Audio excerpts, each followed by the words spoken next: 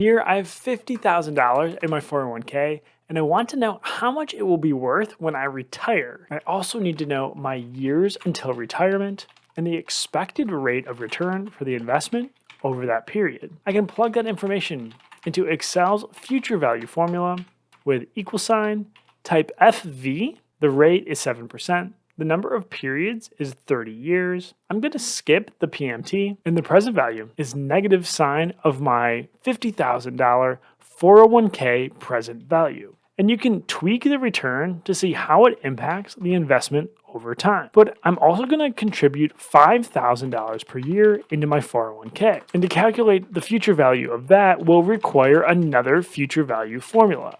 Plug in rate, number of periods. The payment is negative 5,000 and the type is 0, which means I'm making these payments at the end of the period rather than the beginning.